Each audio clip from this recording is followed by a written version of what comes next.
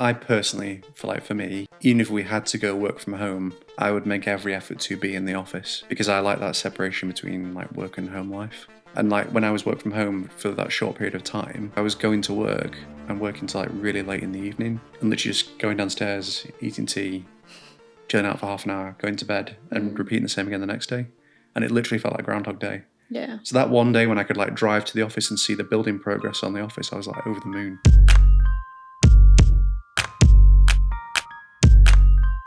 Welcome to this week's episode of Experts in Polo Shirts. My name's Chris. Today I'm joined by Stevie. Hi. And Dean. Thank you. Let's kick it off. So I'll be asking a few questions to Dean and Chris about working from home, the challenges, and should we carry on working from home? So Chris was on our last podcast and Dean is new to Synextra and to the podcast. Do you want to tell us a bit about yourself, Dean? Oh, yes, go on then. So new here, been here for 2 months, I think it is, as the Infrastructure Manager. Some might say that's a lifetime. It sound right, boys. Yeah. And I guess in relation to what we're going to be talking about, come from working from home for the last probably 2.5 years, maybe, or best of 2.5 years, to 5 days in the office and enjoying it actually. Yeah. But I guess we'll get into that more. Yeah. I think probably like a good place to start would be looking back over the past 18 months where we all had to work from home, Chris. What did you feel the challenges were for Synextra during that time? So I remember the night that Boris announced that we were going to all be sort of like working from home. You must stay at home.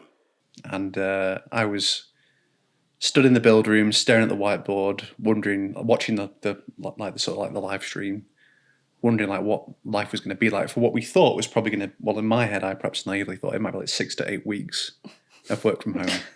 How wrong we were there. Yes, good job I didn't burn it. Then we sort of transitioned quite quickly, everyone to being completely from home, and. Of course, because of COVID, a lot of the sort of new projects we were working on went completely on stop. But then out of the woodwork came a multitude of requirements for things like laptops and additional services and expanding things, and that kept us like really, really busy. But what I slowly started to see was like performance of the business degraded. Not everywhere, but certainly in some sort of areas where because we had our team back then, we had a lot of more junior staff who needed training and development. And it was really difficult for the managers to basically provide one-on-one training without it being exceptionally time consuming. Because in the office, it's over someone's shoulder. Oh, how do I do this? Can you help me with this? But when you're at home, you've got to message them on Slack, pin them down for a call, get in touch with them. And it's a one-to-one training session. There's no like passive learning from people that sort of like are there in the background. So we actually, once we sort of like lockdown happened and initially everyone was from home, we took the decision like straight away to tear down 2 of our small meeting rooms actually in the main office. Because at the time we were recruiting 3 new developers and we knew that we were going to need the floor space. So we'd already actually arranged for those to be removed. It was just really, really good timing. So the second that someone could get in and actually take those offices down, we made the whole office open plan. Mm-hmm. And as it happened, that was just like such good timing because of course when all the rules changed and you could come back in, we could set everyone up with 2 meters apart. Mm-hmm. I mean, we were back in the office quite quickly because of that sort of degradation of performance of the technical team. And of course, being a key worker allows us to come into the office anyway. And that was challenging. But I think it's important to say that we left a lot of teams at home. So the marketing function that we had at the time was at home. The developers were at home. Our accountant remained work from home and still is. So those kind of things have stayed in place. And I think for us, I mean, work from home has only half worked. Yeah. But you see a lot of like contentious stuff on LinkedIn, which I think comes from the employee side, which is that work from home works. Mm-hmm. And I don't disagree. Like, if you're a business where everyone is siloed and you know what your job role is and you're performing a particular function and you know it inside and out, I think work from home works perfectly. When you've got the requirement to train and develop people, I think it's really tricky to train and develop those people work from home and develop the culture side of things. Yeah, I think because Synextra is quite a close-knit company Yeah. where everybody gets involved in conversations, that I think smaller companies were affected more because, like you say, if they aren't siloed, you don't have you're not able to speak with other people and work with them and learn from them. Yeah. And that was difficult. And I think it's fair to say like a lot of people are apprehensive of coming back to the office, particularly in tech, even though we'd done everything that we could to make it safe. And we ordered the first lateral flow test that we could buy from a private supplier. We bought as fast as we could and had them delivered. And we were lateral flow testing before probably most businesses were. We had more than 2 meters between everybody and implemented some really good hygiene controls to make sure that it was safe to come back. And I think we went about it the right way. We didn't have, until quite recently, we didn't have any COVID outbreaks whatsoever. Yeah. But Delta sort of changed that for us, and probably us and many other businesses and schools and other people that are affected by that. But yeah, it's interesting because actually some of the teams that have come back who, for example, the developers, where they're in a hybrid role, I think they do appreciate the time in the office because it's that chance to form relationships with other people outside of your team and see what else is going on and kind of be inspired by what's happening around you. Yeah. Well, one thing actually during the pandemic, we had quite a lot of restrictions around getting in places like data centers. So we actually go to a bad timing. We decided to expand all of our platform and services and infrastructure around the same time that COVID kicked off. And so we had all this kit ready to be installed, but we couldn't install it because the data centers wouldn't let us in. And they were being really funny about access. And we had to quote part of the legislation from the government, which was around providing operators access to equipment. And it was only really the smaller DC providers that were funny about it. And I think that's because they had staff on site that they obviously wanted to manage the risk of. But it caused a few challenges. But I think what we've seen in the last 12 weeks, 18 weeks has been really promising in terms of things to me seem to be going back to normal. But I still see on LinkedIn, as I'm sure you both do, a lot of posts that are talking about work from home. And there's a lot of people that jump straight on the bandwagon with this. A lot of people say a lot of banks you see in the news sort of saying, well, work from home doesn't work from us. Work for us. We want people to come in the office. And the government's saying all these small businesses are suffering. But I think those big businesses are the kind of ones that can afford people to work from home or in a hybrid role permanently, reduce their office space. And I don't know what you both think about this, but one argument I see is about these businesses, will they outsource those roles? If a job can be done from home, do we think it can be done abroad? Oh. Yes. For less. Theoretically, I think it can be. But do you think maybe things have changed so much in the last 18 months that still in 18 months' time we'll see those bigger companies, they're still working from home? Yeah, I think the big ones, I think they will stay work from home. But I think it will impact their efficiency unless they have a hybrid model. Yeah. I think we do see, like you say on LinkedIn, people are always preaching the benefits of work from home. And we're kind of losing sight of the benefits of working from the office. Dean, you worked from home for a long time, to then come into a role that's 5 days a week in the office. Do you prefer it? I personally do prefer it after doing it for so long from home. But for me, there was so many different aspects to it because we were all forced to be at home.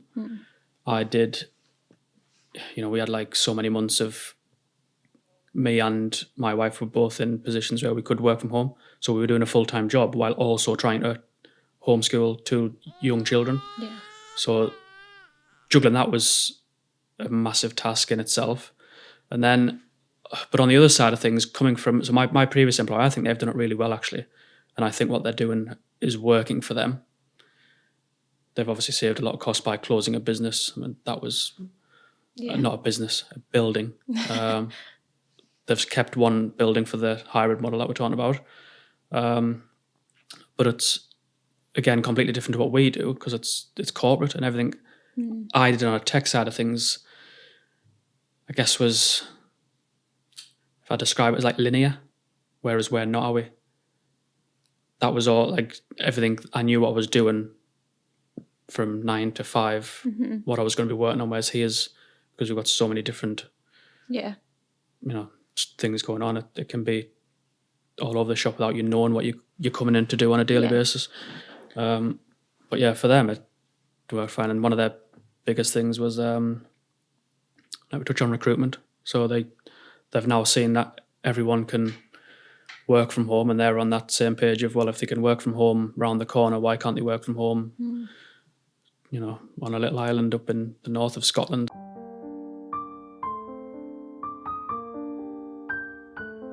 That'd be nice. Yeah. Would it? Or abroad. yeah, abroad maybe. I think I'd probably go south Yeah. as opposed to up that way. But yeah, I think it's going to be different for every business, and I think if every business does it, if they do it right, it will. I think it's about what suits the business, because, like we discussed, it doesn't suit smaller teams, and also maybe the nature of the work. I know this is something that you feel quite strongly about, Chris, is that working in the tech space, especially in our business, you're quite reactive, and you don't know what you're going to come into tomorrow. So you've got to work together as a team and make sure that you're all there together, and sending a Slack message or putting a Teams call in is probably not going to cut it. Everything from home in this environment, like we work on, obviously we have our visuals with all the TVs and stuff, but having just your monitors in front of you and working on visual is not having, like if one of the other guys picks up the phone and they're talking, and even though you're doing your own stuff, you're overhearing things that are going on, and you're instantly in the loop of, and especially from like a manager perspective, you know what everyone's doing, like Chris was saying, and that would be difficult from home. But I think from the bit that I saw, and I know that people struggled with, was like stripped back from the business, the individual side of things. So I can go and sit at home, and I've got a really nerdy setup of, really nice big desk, 3 monitors. But I knew people who were sat on their couch all day with their laptop on their knee, working off a 15-inch screen with a touchpad. Well, we actually, like, one thing we did was we straight away said to everyone, take your Docker monitors home and take your chair home. If you don't have one, we'll ship one to you. Because I think that's so important for like being comfortable at home. And I think, that's, for me, my home setup, I'm really fortunate. I've got a space where I can go to, and don't yet have kids running around screaming. He's too young for that. But it's interesting. And I think that you mentioned before about being able to see stuff and being visual. And I was just thinking to what we've been doing for like the past few days, like on NSX. There's no way that me, you, and Whiskey could have sat down and done that as quickly as we have if we were all work from home. Because it just like we'd have been like in a team session, we'd have got frustrated, we'd have gone back to square one, and it just ruins the communication. And I think some of the fun of doing stuff like that. Yeah, I have that thing of talking about it, but mentally as well, for me, working from home by yourself was just a different world. Yeah. Like, especially when the kids went back to school, and Sam works in a role where she's just in a room, project manager, and on the phone all the time, and I can hear her working, and I'm like, just sat here doing my work, but no interaction with people anyone really. Because I personally was just left to kind of do my own role. Whose phone's not on silent? It's alerts. And I guess corporate IT can be quite like that though, because if you're quite linear as you described it, you're not necessarily going to be talking to other people in different departments in the business. Because if you're not working the service desk, you might have limited interaction with other people anyway. Yeah. And you don't get those, like, as everyone talks, like the water cooler moments that people talk about. They aren't happening, and that's, I think, maybe not so much for us, not that we're old, but like the younger generation, like they rely on that interaction to help them develop and gain skills within a business to help them progress. Yeah, I was all for it, and I was when I was looking for a new role as well. I was all for working from home, and I was like, it's 2021, like everyone's doing it. I was on that bandwagon, Yep. and obviously still believe that everyone can do it. But Yeah, like yeah, we're yeah. talking about, whether it's right or not is a different question. But then when I actually thought about it, and like I've said, spoke to, about coming here, and the thought of being in the office 5 days a week, it just flipped my perspective on it instantly. I was like, actually, I think what's nice is that we've proved that we can do it. So fingers crossed it doesn't happen again. But if anything, if people need to work from home for a particular reason, we've got everything there set up. We just don't want to do it as much anymore. We don't want to be at home. No, I personally feel like for me, even if we had to go work from home, I would make every effort to be in the office because I like that separation between like work and home life. And like when I was working from home for that short period of time, I was going to work and working till like really late in the evening and literally just going downstairs, eating tea, chilling out for half an hour, going to bed and repeating the same again the next day. And it literally felt like Groundhog Day. Yeah. So that one day when I could like drive to the office and see the building progress on the office, I was like over the moon. I think it was amplified because in the first lockdown, we couldn't leave the house to do anything apart from like half an hour exercise. Yeah. So you could go to Tesco and go out for half an hour, and you couldn't do anything else. You couldn't socialise. You couldn't really see your family. I mean, I would say those trips to Tesco were fun, but they weren't. At the time, they were exciting. Yeah. I remember sort of when like day 2 of lockdown, like we had no butter, and I had to go to this like petrol station to get some butter because toast, that's what we were fueled by. And I went in, and they looked at me like I was part of the zombie horde. And they literally, everywhere I went, they ran away from me in the shop because I guess in the early days, we didn't really know what was going on. And yeah, that was like a really weird experience. And it was my first trip to Tesco, it was the same. I had people like, they were running away from each other. Maybe not literally, but it felt like that. It when I was a going completely shopping. different time. Yeah, it wasn't was. it? It was crazy. Yeah, when you look back and think like the queues outside the supermarkets, and it was, well, because obviously we went to the awards last week where Didn't that feel normal? It felt so normal. Yeah. Where everybody was sitting together. There was no masks. There was a bottle of hand sanitizer on the table, but that's about as COVID as it got. Yeah, that was it. Well, I was expecting like this COVID pass to be like, your COVID pass needs checking on the way in, but that never materialised. No, they were not interested. But it was nice because it felt like pre-COVID times where you're in people's space again. I know, yeah. Queuing up at the bar. Yeah. I've not done it. I've got first one on Monday night. Me and Sam are going to see, I guess an in-person podcast. We have not done anything where it's been like loads of people in there. Yeah. I guess like now everything's going back to normal. Do you think that maybe work from home needs to be knocked on the head? Is that a thing that should stay in the past? Should it stay in the COVID time? So I think we have this question comes up when me and Dean are recruiting at the moment, and I'm like, do we allow remote working again? But no, I don't think in tech we will ever. Well, not say ever, but certainly for the foreseeable future, I don't believe that our technical team will work from home, and possibly might not be hybrid either. Just because for us, there's so much going on and there's so much to learn. Because we're not just siloed in doing like, for example, like telecoms and connectivity. We've got all the other products around the edges, and they're all different complex beasts. And it's the, like Dean says, like the overhearing things, the efficiency that brings, the training and developing staff. It's just it doesn't get any better than being in an office for that stuff. Yeah. And I don't really feel there's a technology solution to that problem. Like you can't, leaving Discord on, for example, like doesn't fix that problem, because who wants to spend the whole day with their headphones in plugged into Discord? Like probably nobody. I mean, I do when I'm at home, but it's probably the only thing tech has for it. If you're of our generation that grew up sitting on your TeamSpeaks and your Ventrilos and TeamSpeak and Ventrilo, yeah. This is all going right over my head. Yeah. Just the nerd squad over here. This Yeah, side I'll of the just table. stay over It's here. just 24/7 of this basically, but the people you're talking to are anywhere.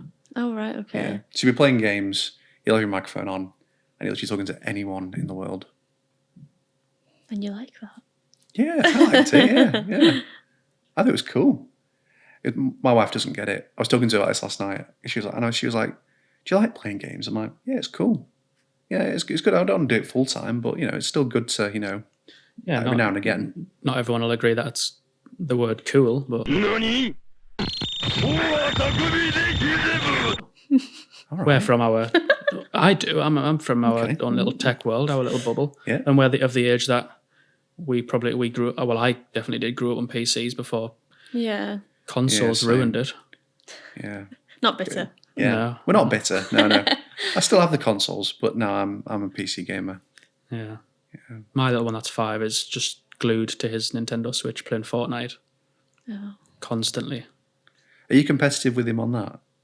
I don't play it. All right. Cool. That's why he's not competitive Yeah, on that's it. why. He is with. I mean, the two of them play together, and they are very competitive when they're playing that.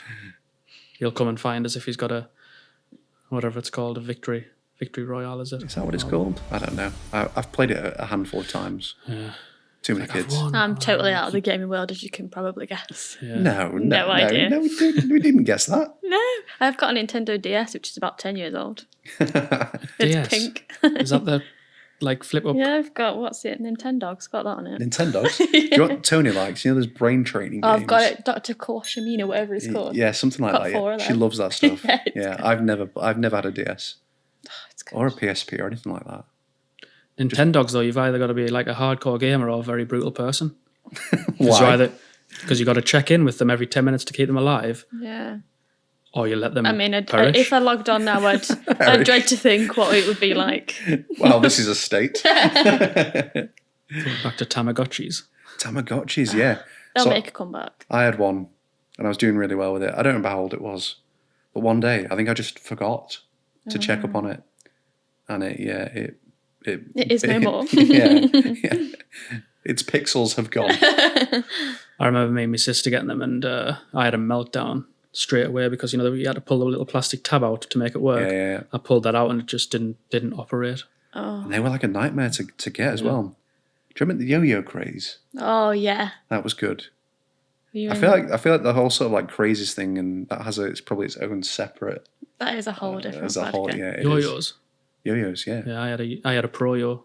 Did you? Why show off? I think I had a Pro. Were they the orange ones? The 4 ball bearings in? Get them. They had ball bearing Yeah. see-through Yeah, I had one sides of those. with ball bearings in. Yeah. They'd spin forever. Yeah, I used to love a yo-yo. The walk the dog. Walk the dog. Yeah. Round the world. Round the world. Yeah. It's all coming back now. Ah, what a time. Yeah. Yeah, nothing to do with working at home, like, but Yeah, I need to Yeah. get my questions. We spoke about that people are talking about the benefits of working from home, which there are many benefits, like a nice work-life balance. Yeah. You could stay in your pajamas. Don't know if you'd Especially let that if in you've the got office. really cool pajamas. Yeah. I'd be interested to know, because you're more on the side of working in the office, the benefits that we see working from home, how do you think they could be kind of incorporated into the work from home life? No, the work from the office life. Edit that out. So I think, like when you mentioned that there, like one thing that stands out for me is like work-life balance. Mm-hmm. Like one thing that we've learned in the past year, and it's funny. I was talking to someone that used to work here about this last night. I remember where we would do like 3 weeks of coming into the office at 9 and finishing at 4 a.m. Wow. Like maybe not a full-on 3 weeks, but it felt like it. We were installing loads and loads and loads of new stuff and changing how everything was set up and moving racks around and all sorts of stuff. And there was no work-life balance. Mm. And I remember at the end of those 3 weeks, we were all frazzled. And I think it took about a week to get over that lack of sleep and all that work that we did. I think what COVID made me realise is, of course, the work-life balance is more important than ever. Yeah.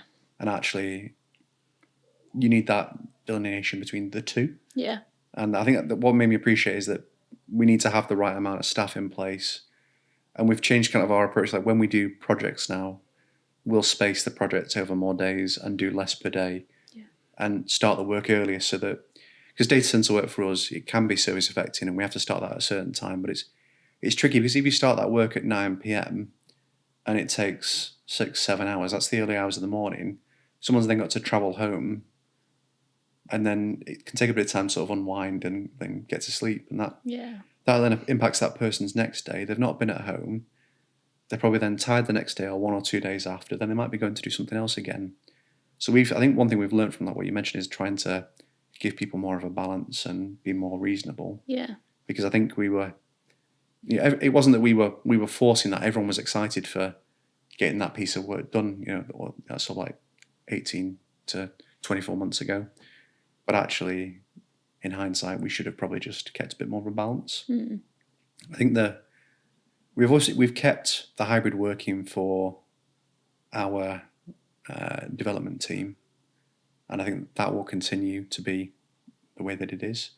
And we've had remote developers previously. We actually had one developer who went travelling for something like 3 months of the year, and we carried on working with him even when he was in like other parts of the world, like Taiwan and Thailand and all sorts of places. And that worked really, really well, even though it was in a different time zone. But in terms of the other stuff, I don't like, what else could we change? Coming in I pyjamas? think Steve, I was just about to say, I think Stevie's question was actually, can she come to work in pyjamas? Yeah, it's touched fine. on that a few Is times. it? Yeah, it's fine. Yeah, As long as I yeah. put a Synextra hoodie on. They'll never know. They'll How never, will they know? They'll never Do you know, know. we could be one of the first in the UK to adopt the 4-day week trial. Oh, I actually thought about I am this. all for that. All Dean. for Yeah, this. let's get this. See what I did See, there? yeah. Wait, so I actually thought about this, right? But I was like, just how would we? Because it's the customers that are the issue. Like, if all our customers were 4 days a week, we could easily be 4 days a week. Yeah. I actually think it would probably make us more productive. But You could just do it for marketing if you wanted. maybe. Like, comment, subscribe, and then we'll see if we can do 4 days a week. Do it for me. Yeah, it's 4 days would be interesting. But until... Again, it wouldn't work for tech because we can only do wouldn't work. 7. Yeah. So, I guess it's interesting you say when the work from home initially started, it seemed to affect customers. Would you agree that it affected customers at the start because you were, or maybe things that were due to happen, projects that were up and coming? Yeah, I think it put a was stop to them? So what instantly happened was everyone just had to pause everything because Yeah. they're running around like headless chickens trying to get their entire workforce work from home. We were really lucky that the majority of the businesses we work with were already set up to work from home. They've already got Pod, they've already got Citrix, they've already got a remote desktop solution or SSL VPNs that are integrated with Active Directory. So they can just go ahead and work from home. Mm-hmm. But actually, there are still businesses in our portfolio that didn't have work from home because we provide different services to them. And those needed laptops and configuration and other bits and bobs doing for them. Like they might have been worried about security or getting machines to home users, or how do I get those home users into our business systems? And some of those businesses have systems that don't work over SSL VPN, so they can't work from home. For them became very difficult. They had to employ like laborious technology solutions to solve those problems. And we were tied up with dealing with some of that stuff for those customers. But being a cloud provider, it meant that our work was probably reduced by like 95% because some of those customers just needed to scale up their Citrix environment to accommodate everyone work from home. So the rest of the work was kind of like, we've got a bunch of laptop builds, maybe some orders that were in flight from before COVID kicked off.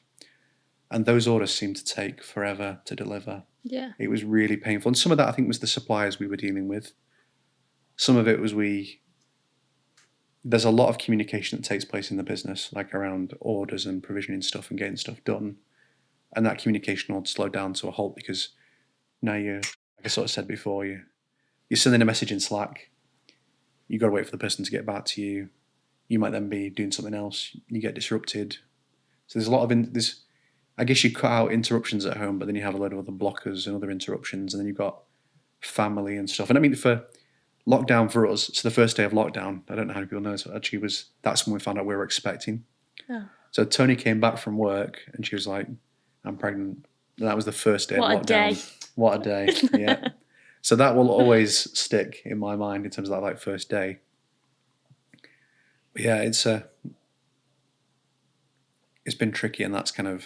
So the requirements of customers changed overnight. Yeah, and we were fortunate that for us, over 90% of those customers were already in a situation where we could turn up more. Yeah. And they could just work from home with no problem. Then the others were painful because they might not take hosted services from us, but they need some sort of IT help to get work from home working for them. And that was, as I'm sure like a lot of technology businesses will know, that was like the great laptop shuffle. Everyone wanted to buy laptops at the same time. Yeah. And the price of laptops went up exponentially, and you couldn't get them for weeks. And then you've got to build all those laptops, set them all up, ship them all to people's houses. I mean, I remember when we started our software developers, I actually did a no-contact delivery of all their new kit because I guess because of the value of it, I didn't want to sort of like post it. But I also wanted to sort of meet them from afar. But that was really strange because it was back when the roads were completely empty. Literally, I would go and put the kit outside of their house and then like wave at them from a distance. Surreal, wasn't it? Being on the motorways really? And stuff. Yeah. So it's like 28 days later. Yeah, I was just about to say 28 days later. That's exactly. Being in like massive supermarkets where their stock could have literally fit into one bag. Yeah. There was nothing on the shelves. Like, no one. Yeah. Being on the M6 with no other cars Yeah, that was crazy. I remember driving into the office and being like, I have only seen like 2 cars the entire trip. Yeah. No lorries, no nothing. Yeah, it was crazy. Should have made more use of that, really. I don't think I fully appreciated that at the time. Yeah, because we'll never see it again. No. The cameras probably still worked. Yeah, I know. That was the thing, isn't it? You don't want to be... Yeah. Don't speed, kids. If you think today's episode's been useful, we'd love it if you could leave us some feedback on your favourite podcasting app. That would really help the show get the exposure that we need. So subscribe, click here. Flames. No flames. No flames. No flames. Big flames. Right, I think we're done.